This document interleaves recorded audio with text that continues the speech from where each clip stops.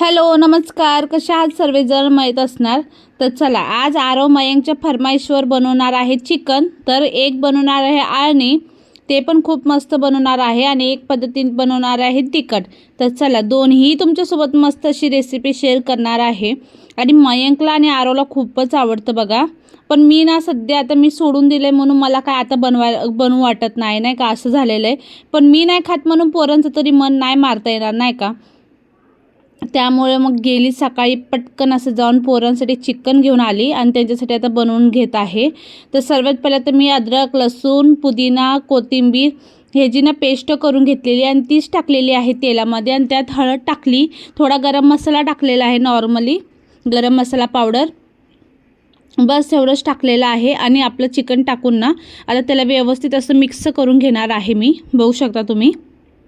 आणि त्याला मिक्स करून झाल्यानंतर ना त्याला मी आता थोडा वेळ झाकून ठेवणार आहे. तोपर्यंत त्यात एव्हरेस्ट मसाला पण मी आणलेला होता, तो पण थोडाफार टाकणार आहे बघा मी. तर चला, तेही तुमच्यासोबत शेअर करतेच मी सर्व.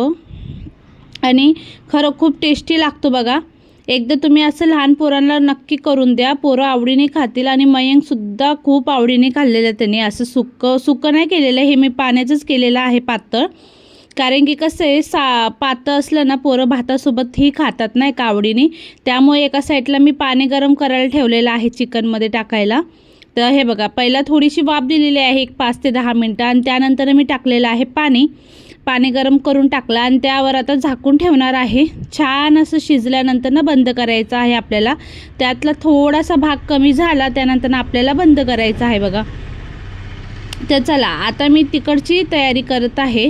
तर 2 मीडियम साईजचे कांदे मी बारीक कट केलेले आहेत लांब लांब. आणि त्यात एक टोमॅटो टाकून त्याची ग्रेव्ही केलेली आहे. त्या अद्रक लसणच्या पेस्टची केलेली ना, त्यातच टाकून पेस्ट केली. आणि डायरेक्ट मग मी पॅनमध्ये तेल टाकलेलं आहे आणि तो मसाला चांगला असा फ्राय करून घ्यायचा आहे आपल्याला, तेल सुटूस तर नाही का.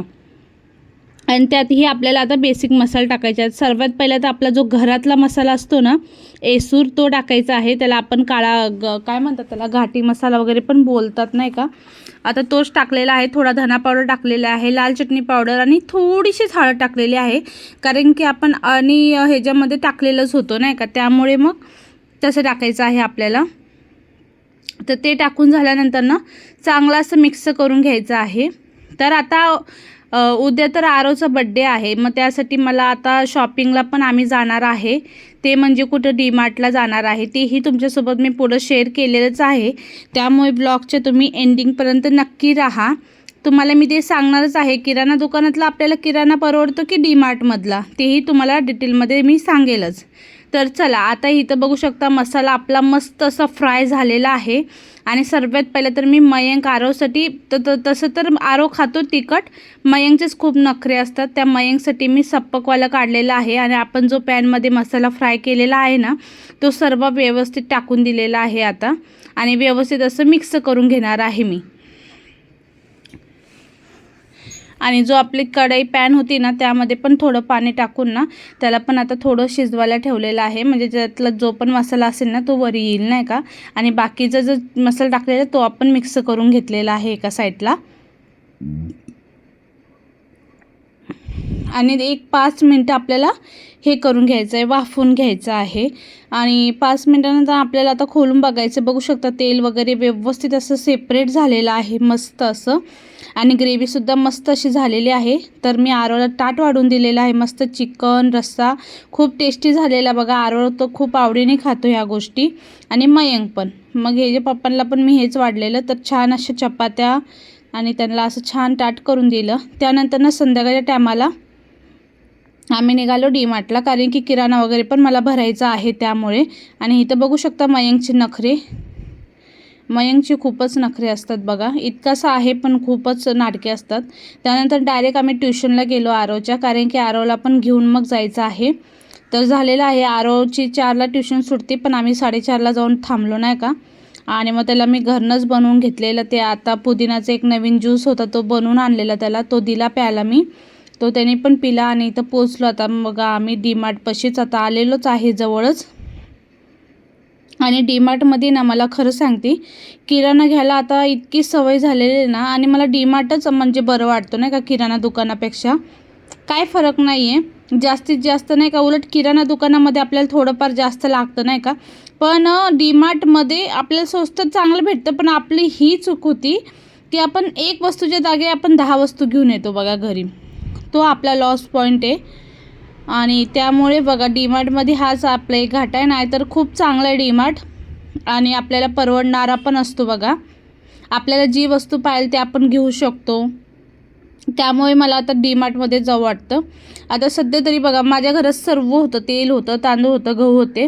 तरी पण आपल्या नॉर्मली सामान घ्यायलासुद्धा भरपूर असा, नाही का, किराणा पैसे गेलेले होते. तर असतंच बघा. आता आपण घ्यायला गेलो ना भरपूर अशी वस्तू घेऊन येतो. तर चला तुम्हालाही मी दाखवते काय काय घेऊन आले. 2 अशा मोठ्या पिशव्या भरून आणलेला आहे मी किराणा.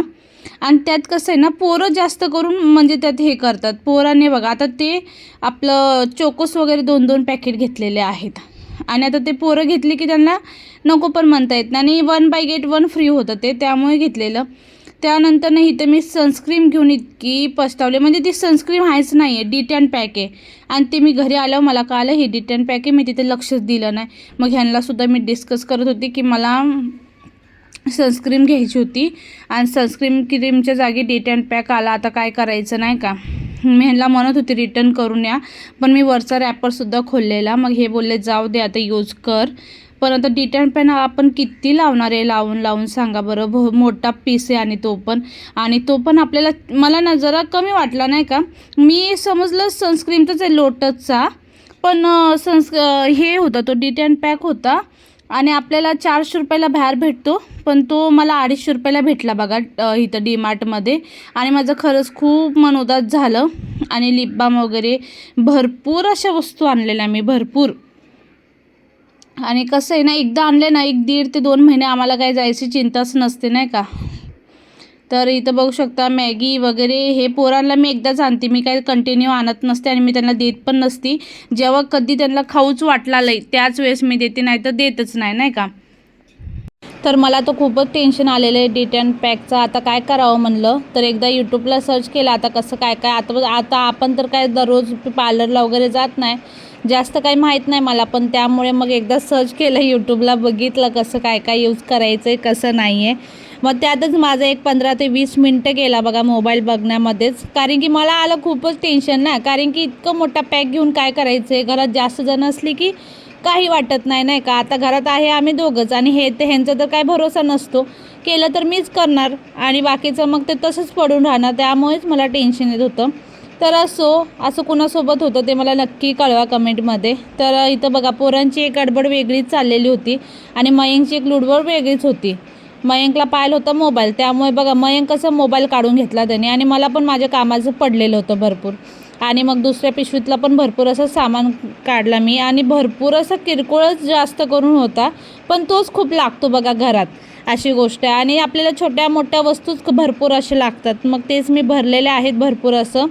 तर आता मी लगेच किराणा भरून घेणार आहे, कारण की माझी ती सवयच आहे. भली किती पण मी दमली तरी चालेल, पण आल्याबरोबर मी माझा किराणा व्यवस्थित जिथल्या तिथं व्यवस्थित ठेवून देत असते. आणि बाकीचा उरलेला जो किराणा असतो त्याला मी एक टाकी केलेली आहे, त्यामध्ये सर्व ठेवून देत असते. जेणेकरून कसं आहे ना, जेव्हा आपला संपला तेव्हा आपण लगेच म्हणजे हे करू शकतो, टाकू शकतो त्यामुळे. तर झालेलं आहे माझं, बघू शकता तुम्ही. आता पोहे वगैरे बेसन जे जे आपल्याला लागणार आहे ना कंटिन्यू, त्या वस्तू आपण ठेवायच्या आहेत. तर आता माझं फायनली सर्व गोष्टी झालेल्या आहे. आणि आता बघू शकता तुम्ही मी डबे वगैरे सर्व भरून ठेवलेले आहेत व्यवस्थित. असं जिथल्या तिथं सामान ठेवलं आहे की बघा घरात खूप छान वाटतं. त्यानंतर ना मी बेसिकमध्ये टाकायला आणलं होतं हे क्लिन्झर, कारण की बेसिकमध्ये ना पाणी तुंबत होतं, त्यामुळे मग मी हे टाकलं. आणि इतकं छान आहे ना, एका ह्याच्यामध्येच इतकं क्लिनिंग झालं आणि इतका वास येतो. पण वास तरी येतोच बरं का.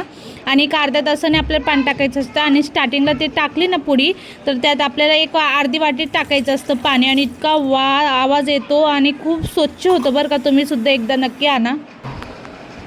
तर माझं सर्व आवरून झालेलं आहे आणि मस्त असं मी आता भात फ्राय केलेला आहे, तोच खाणार आहे. तर आजचा व्हिडिओ कसा वाटला नक्की सांगा. आवडला असेल तर लाईक कमेंट शेअर करा.